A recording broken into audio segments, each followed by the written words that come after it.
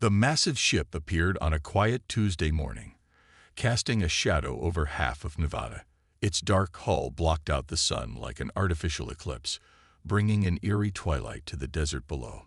The world held its breath as the vessel, nearly 3 miles long, hung motionless in the sky. Hours earlier, the aliens had announced themselves on every electronic device on Earth. They called themselves the Watchers, and they came bearing a gift. The message was simple. They had chosen Earth to receive their blessing. Tom Martinez stood in the crowded control room at Area 51, his coffee gone cold in his hands. As the lead engineer for unusual aircraft, he thought he had seen everything. He was wrong. The screens around him showed different angles of the alien ship, its surface covered in what looked like battle scars and ancient damage.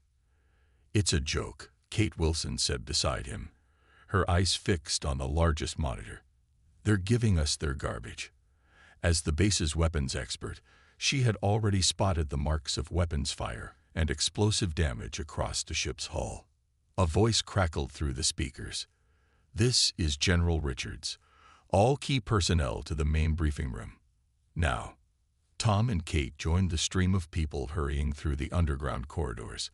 The briefing room was already packed when they arrived, with military officers and scientists squeezed in shoulder to shoulder. The air felt thick with tension and excitement. General Richards stood at the front, his face grim. "The Watchers have made their intentions clear. They're gifting us one of their old warships. They say it's a gesture of goodwill to help us join the galactic community." He paused, looking around the room. "They think we're primitive. They think we're simple. And they think this ship is worthless." The room erupted in murmurs and whispers. Tom leaned forward, studying the new images appearing on the screen behind the general.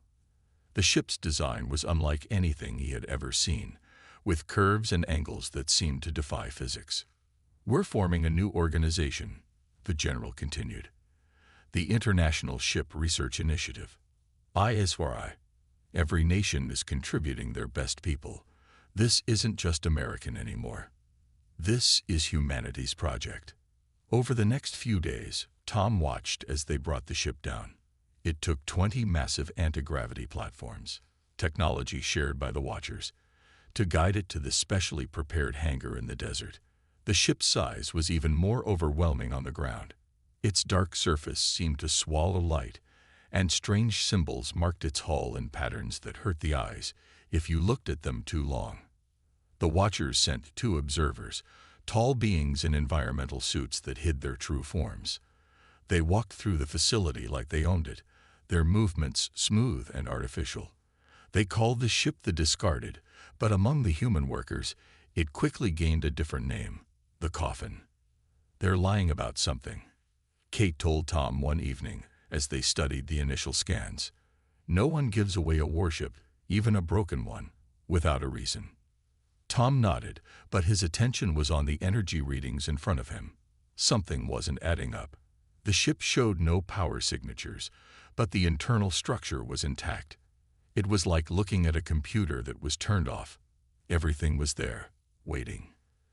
The first teams to enter the ship reported vast, empty corridors and dead control panels. The Watchers had provided basic schematics, showing engine rooms, weapons systems, and command centers, all supposedly burnt out and useless. But Tom noticed something odd. The ship's design had redundancies in backup systems that made no sense for its supposed purpose. 1 month into the project, Tom made his first breakthrough. He was in what the schematics called an auxiliary power node, running standard tests, when his equipment picked up a faint quantum signature. It was so weak that most instruments would have missed it, but it was there, a flutter of energy, like a heartbeat. "It's not dead," he told the project leaders the next morning. "It's sleeping." He showed them the readings, explained how the ship's systems weren't destroyed but dormant. The Watchers in the room became very still when he presented his findings. That night, Tom couldn't sleep. He sat in his small office, surrounded by diagrams and test results, when Kate burst in. "You need to see this," she said, dropping a tablet on his desk. I've been analyzing the weapon mounts. They're not standard military design. They're research models. This wasn't just a warship. It was an experimental ship. The pieces started coming together. The redundant systems weren't redundant at all. They were test systems. The strange patterns on the hull weren't decoration but sensor arrays. The coffin wasn't a discarded warship. It was an advanced research vessel disguised as one. The Watchers began spending more time observing their work. They answered questions with practiced politeness, but their answers were always vague, always slightly off. They seemed especially interested whenever the human teams reported failures or setbacks, almost pleased when things didn't work. 3 months into the project, during a routine scan, something changed. Tom was in the main engineering section with a team of international scientists when the ship's walls flickered. Just for a second, the dead metal seemed to come alive with patterns of light. The Watchers rushed in minutes later, insisting it was a sensor malfunction. But Tom had seen something in that moment, not just light, but data. The ship had responded to their presence, not to their tools or their tests, but to them, to humans. That evening, in a secure meeting room deep underground, Tom shared his theory with General Richards and the project leaders. The ship isn't compatible with the Watchers, he explained. That's why they think it's dead. But it's responding to us. Something about human biology, maybe our brainwave patterns, matches what the ship was designed for. The general leaned back in his chair, his expression thoughtful. Are you saying we can wake it up? I'm saying it's already waking up, Tom replied. And I don't think the Watchers ever knew what it could really do. As he left the meeting, Tom passed by the ship's main entrance. In the dim light, the vast hull loomed above him like a sleeping giant. But now he knew better. It wasn't a coffin they had been given. It was a chrysalis, waiting for the right moment to transform. And tomorrow, they would begin to unlock its true potential. Tom's discovery changed everything. The vast hangar that housed the alien ship buzzed with new energy as teams worked around the clock, testing his theory about human brainwave patterns. The Watchers watched them with what seemed like amusement, probably thinking they were wasting their time. Kate spent her nights studying the weapon systems, which were unlike anything in the Watchers' known arsenal. Look at this, she told Tom one evening, pointing to a complex diagram on her tablet. These aren't just weapon ports. They're more like reality anchors. They don't shoot things. They change space itself. The breakthrough came on a quiet Sunday morning. Tom had been working with Dr. Anna Roberts, a quantum physicist, to map the ship's neural pathways. They had brought in volunteers to test different brainwave patterns, looking for any response from the ship's systems. The first few hundred tests showed nothing. Then Mike Foster, the security chief, walked past their testing area. The lights in the corridor flickered, and every sensor in the room lit up like a Christmas tree. They quickly pulled him into their lab. I don't understand, Mike said, sitting in the testing chair with sensors attached to his head. I'm just a regular guy. Why would the ship respond to me?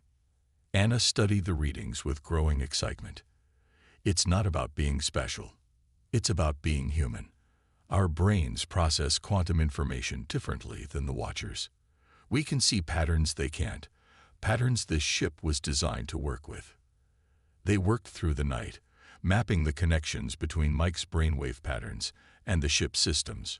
By morning, they had proof. Humans could interface with the ship in ways the Watchers never could. The ship wasn't dead. It had just been waiting for the right pilots. The Watchers became nervous when they saw the increased activity. They started asking more questions, spending more time observing the tests. But they had underestimated human ingenuity and their ability to keep secrets. While the official teams ran obvious tests that showed little progress, a secret group worked in sealed chambers deep within the ship. They made breakthrough after breakthrough. The ship's quantum core wasn't just an engine. It was a living computer that could sync with human consciousness. It's like the ship was made for us, Tom explained to General Richards during a secure briefing. Every system, every circuit, it's all designed to work with human thought patterns. The Watchers couldn't use it because their minds work differently. They see reality in straight lines. We see it in waves and possibilities. Kate's weapons research revealed even more surprises.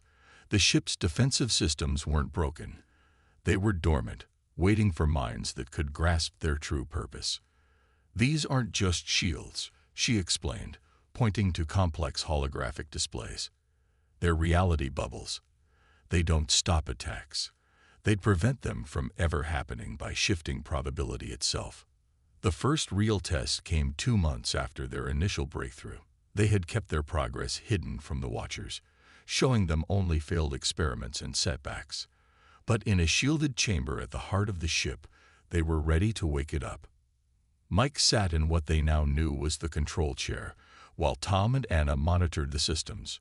Kate stood ready at the weapons console, though they hoped they wouldn't need it. The room hummed with tension and excitement. "Remember," Tom said, "just like we practiced. Don't try to control it. Let your mind flow with it." Mike nodded and closed his eyes. For a moment, nothing happened.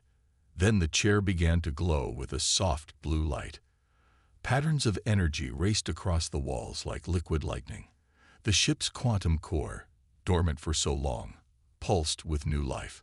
Screens and holographic displays sprang to life around them, showing systems and capabilities the Watchers had never mentioned. The ship wasn't just a warship, it was a research vessel designed to explore the boundaries of reality itself. "Holy shit," Kate whispered, staring at her weapons display. "These aren't weapons, they're universe manipulation tools. This ship can literally rewrite the laws of physics in a localized area." The ship's systems integrated seamlessly with Mike's consciousness, showing him visions of space and time that no human had ever seen before. Through his mind, they could see the ship's true purpose.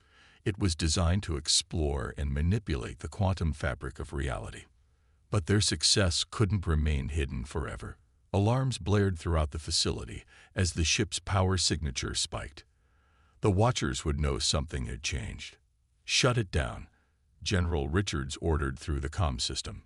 "We're not ready for them to know yet." As they powered down the systems, Tom noticed something strange in the data streams. The ship wasn't just responding to them, it was learning from them. Each interaction made it more attuned to human thought patterns. It was evolving.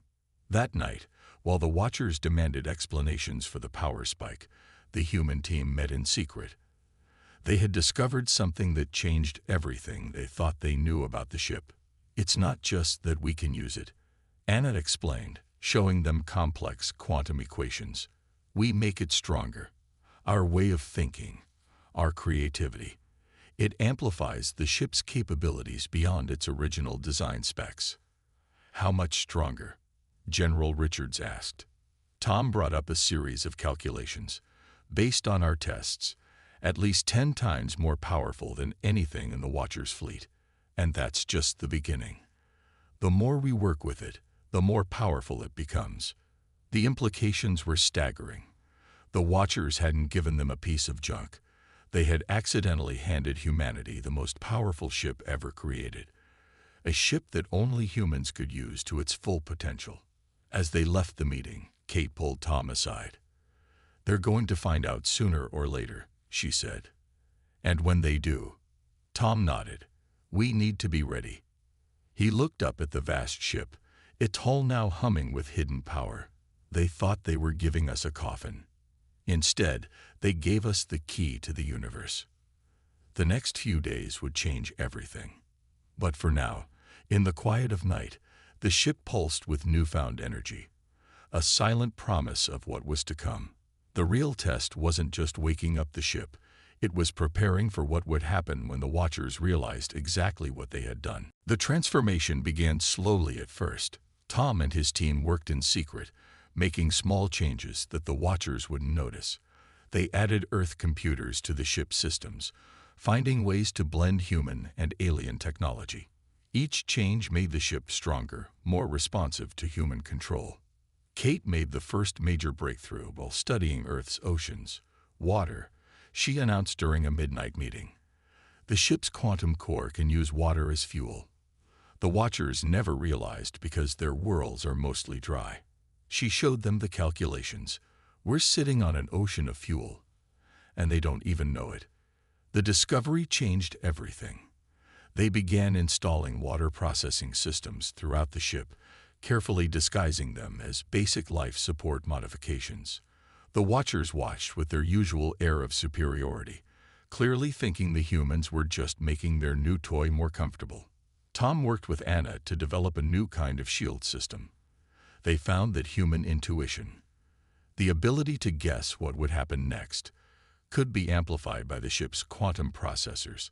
The shield didn't just block attacks, it predicted them, shifting the ship's position in space-time microseconds before impact.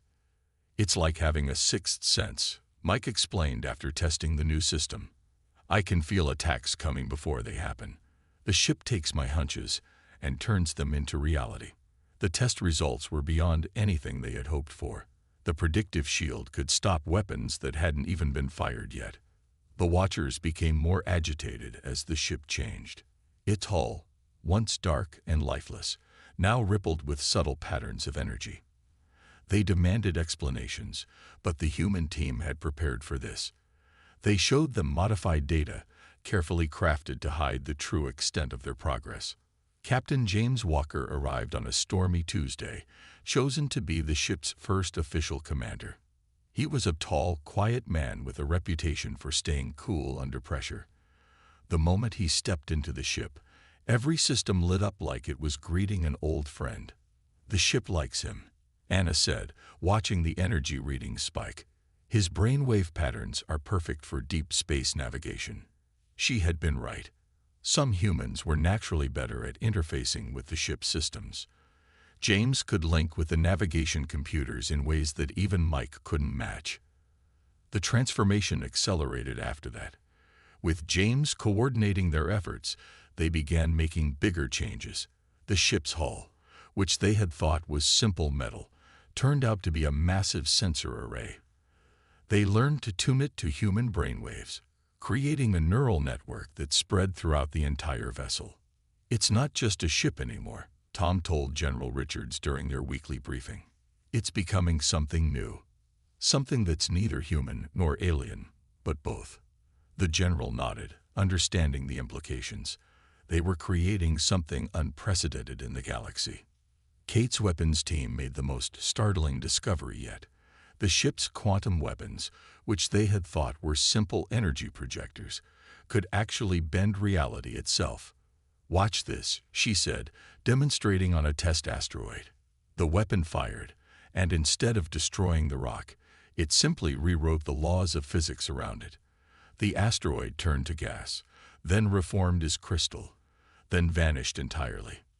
"We can change reality in a bubble around the ship," she explained. "Gravity, time, space, they're all just suggestions to these weapons."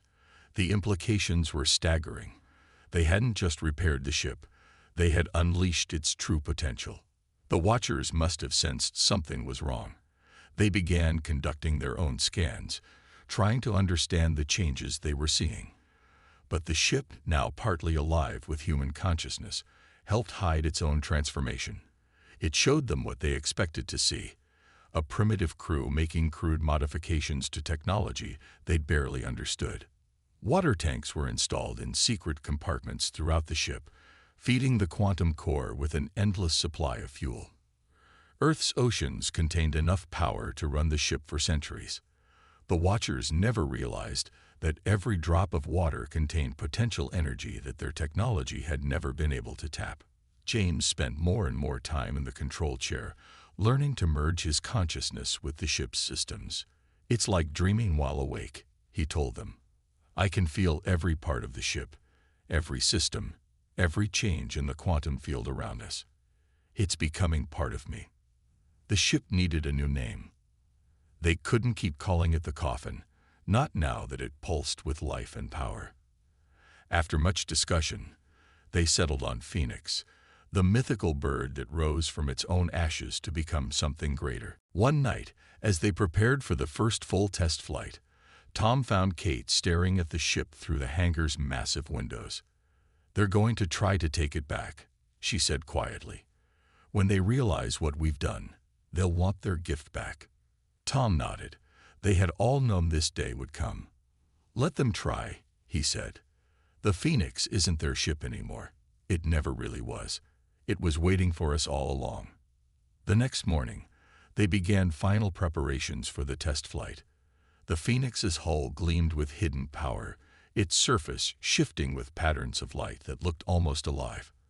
The water processing systems hummed quietly, converting Earth's most common resource into unimaginable power. James sat in the control chair, his mind merging with the ship's consciousness. Mike monitored the defense systems, ready for anything. Kate stood at her weapons station, though the weapons were now so advanced that calling them weapons seemed almost primitive. The Watchers watched from their observation post, still unaware of the true magnitude of what humanity had achieved. They thought they were about to watch a simple test flight. Instead, they were about to witness the birth of something unprecedented in the galaxy. A ship that combined the best of human and alien technology, powered by Earth's oceans and guided by human consciousness. As the final checks were completed, Tom looked around at his team. They had done the impossible. They had taken a gift meant to humiliate them and turned it into humanity's greatest achievement. The Phoenix wasn't just a ship anymore. It was humanity's key to the stars and a message to the galaxy.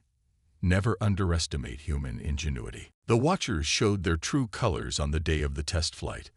As the Phoenix prepared to launch, 3 massive warships appeared in Earth's orbit. Their message was simple and cold. "The experiment is over. Surrender the vessel." In the control room, James sat calmly in his chair while alarms blared around them. Through his neural link with the ship, he could feel the enemy vessels positioning themselves for attack. The Phoenix's quantum sensors mapped their every move, predicting their likely strategies. "They never meant for us to keep it," Kate said, her hands moving across the weapons console. "We were just their lab rats. They wanted to see if we could fix their broken toy." The anger in her voice matched the mood of everyone in the room. Tom worked quickly at his station, activating all the systems they had kept hidden from the Watchers. "They're in for a surprise," he said grimly. "They have no idea what this ship can really do now." General Richards's voice came through the comm system. "The Watchers just told us everything. They're at war with something they call the Swarm. They wanted us to repair this ship so they could use it as a weapon. They thought we were too primitive to unlock its real potential." The enemy ships launched their first attack. Beams of pure energy lanced down from orbit, aimed at the facility's defense shields. But James had sensed the attack coming. Before the beams could hit, the Phoenix's predictive shield system activated. Reality itself seemed to bend around the facility, and the energy weapons struck empty air. "Launch now," General Richards ordered. "Show them what humanity can do." The Phoenix rose from its hangar, water-powered quantum engines humming with power that the Watchers had never imagined possible. The ship's hull rippled with patterns of light, its neural network fully alive with human consciousness. James guided it upward, his mind merged with the ship's systems, feeling every particle of air as they rose through the atmosphere. The Watcher ships opened fire with everything they had. Energy beams, plasma torpedoes, and gravity weapons streaked through space. But the Phoenix danced between them, its human pilot's intuition combined with quantum predictions, making it nearly impossible to hit. "They're trying to hack our systems," Tom reported, watching streams of alien code attack their computers. But the Phoenix's hybrid human-alien technology rejected the intrusion. The ship's quantum processors, now trained to think more like a human brain, treated the hack attempts like a virus and eliminated them. Kate's time had come. "Targeting their lid ship," she announced, using reality distortion weapons. The Phoenix's main weapon powered up, drawing energy from its water tanks. But instead of firing a normal energy beam, it fired a stream of altered space-time. The lead Watcher ship found itself suddenly occupying the same space as its own weapons fire. Physics protested, and reality itself seemed to hiccup. The massive vessel crumpled like paper, its hull twisting into impossible shapes before breaking apart. The remaining two ships spread out, trying to flank the Phoenix. But James had already anticipated their move. He thought about being behind them, and the ship's quantum drive responded. Space folded, and suddenly the Phoenix was behind its attackers, weapons ready. "They're broadcasting a message," Anna reported from her science station. They're calling us thieves and savages. They say we stole their technology and corrupted it." Tom laughed without humor. "We didn't steal anything. We just understood it better than they did." He looked at his readings. The ship's neural network is reaching peak efficiency. It's learning from this battle, getting stronger with every move. The second Watcher ship tried to retreat, but Kate was ready. She fired the reality distortion weapon again, this time creating a bubble of altered space around the enemy vessel. Inside that bubble, time moved 1,000 times slower than normal. The ship was effectively frozen, its crew trapped in a moment of time. The last Watcher ship launched what looked like missiles, but they were unlike anything Earth had seen before. As they approached, they split into thousands of smaller projectiles, each one capable of destroying a normal vessel. But the Phoenix was far from normal. Its predictive shields created a web of altered probability around the ship. The missiles found themselves flying through space where the Phoenix had a 0% chance of being. They passed harmlessly through empty air, their targeting systems confused by quantum uncertainty. James counterattacked, using the ship's water-powered engines in a way the Watchers had never imagined possible. The Phoenix generated a field of pure quantum energy, using Earth's most common molecule as a source of unimaginable power. The enemy ship's shields, designed to stop normal weapons, were useless against this new form of attack. The battle was over in minutes. 2 Watcher ships were destroyed, one trapped in a time bubble, and humanity had just announced itself as a major power in the galaxy. But they all knew this was just the beginning. "More ships are coming," Anna reported, watching her long-range sensors. "They're calling for reinforcements, and..." She paused, checking her readings. "They're talking about something called the Swarm, saying we've ruined everything by not playing our part." General Richards's voice was steady when he responded. "So that was their plan. Give us a broken ship, wait for us to fix it, then take it back and use us as cannon fodder against their real enemy." He was quiet for a moment. "Well, their plan just backfired. The Phoenix isn't their weapon anymore. It's humanity's shield." Through his neural link, James could feel the ship's systems integrating everything they had learned from the battle. The quantum processors were adapting, evolving, becoming even more attuned to human thought patterns. The Phoenix wasn't just a warship anymore. It was becoming something entirely new. "We need to prepare," Tom said, looking at the battle damage reports. There weren't any. The ship had performed perfectly. "They'll be back with a bigger fleet, and they'll tell the Swarm about us too. Earth is about to become the center of a galactic war." Kate smiled grimly at her weapons display. "Let them come. We've got oceans of fuel, technology they can't understand, and a ship that thinks like we do. They wanted to use us as pawns in their war. Instead, they created a whole new player." The Phoenix hung in Earth orbit, its hull glowing with power, its systems humming with human consciousness, and alien technology working in perfect harmony. The Watchers had given humanity a floating coffin, thinking they could use humans as tools in their war. Instead, they had given Earth exactly what it needed to become a force they never imagined possible. And this was just the beginning. News of the battle spread across the galaxy faster than light. The story of how humans had transformed a discarded warship into something unprecedented caught the attention of every spacefaring race. The Watchers' reputation for superiority crumbled as reports spread of their defeat at the hands of a primitive species. 3 months after the first battle, Earth had changed dramatically. The Phoenix's technology sparked a revolution in human engineering. Every major nation began building their own hybrid ships, combining Earth's water-powered quantum drives with human-conscious neural networks. Tom stood in the new Global Space Command Center, watching dozens of ships under construction in orbit. Each vessel incorporated lessons learned from the Phoenix, but none could match the original. The first ship's quantum processors had evolved too far, becoming something unique in the galaxy. "The swarm is moving," Kate announced during a morning briefing. Long-range sensors showed massive fleet movements in distant systems, but they're not attacking the Watchers anymore.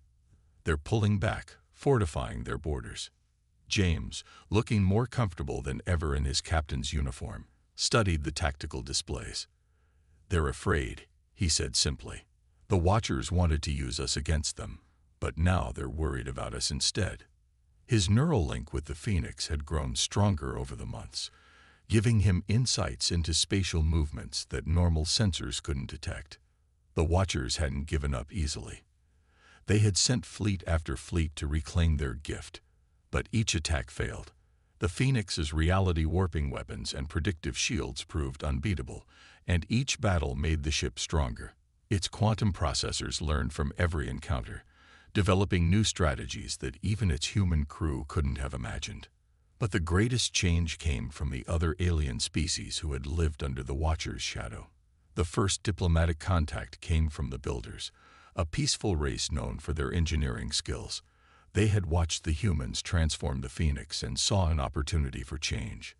"We've lived in fear of the Watchers for centuries," the Builder ambassador told them. They hoarded advanced technology, keeping other species dependent on them. "But you humans did something unprecedented. You made their technology better." More allies followed. The Explorers, the Star Weavers, and even some breakaway factions of the Watchers themselves came to Earth. They brought knowledge, resources, and a desire to learn humanity's unique approach to technology. Earth became a center of innovation in the galaxy, where alien and human sciences merged in new and exciting ways. Anna's research team made perhaps the most important discovery yet. They found that the Phoenix's quantum processors could be adapted to solve problems beyond space combat. The ship's ability to manipulate reality could be used to clean polluted worlds, restore dying stars, and even prevent natural disasters. "We're not just building weapons anymore," she explained to a council of Earth's leaders. "We're creating tools that could help every species in the galaxy." Her team had already used a scaled-down version of the reality distortion technology to clean up Earth's most polluted regions. The swarm, it turned out, wasn't the mindless enemy the Watchers had described. They were a collective of organic mechanical beings who had also rejected Watcher dominance. When their ambassadors finally came to Earth, they'd brought an unexpected proposal. "We fought the Watchers because they tried to control all advanced technology," the swarm representative explained. "But you humans have shown there's another way. You don't hoard knowledge, you improve it and share it. We want to learn from you." Tom found himself working with Builder and Swarm engineers, developing new applications for the water-powered quantum drives. The sight of former enemies working together in Earth's orbital shipyards became common. Humanity's greatest strength, it seemed, wasn't just improving technology, it was bringing people together. The Phoenix itself underwent one final transformation. Its neural network, evolved through countless battles and interactions with its human crew, developed something close to true consciousness. It didn't just respond to commands anymore. It offered suggestions, pointed out opportunities its crew had missed, and even showed concern for their well-being. "It's like having another crew member," James said, describing the change to General Richards. "The ship doesn't just understand us now. It thinks with us, dreams with us. Sometimes I think it knows what we need before we do." Kate's weapon systems were transformed into tools of peace. The same technology that could bend reality to destroy enemy ships could also be used to protect colonies from space radiation, guide ships safely through dangerous regions, and even help terraform new worlds.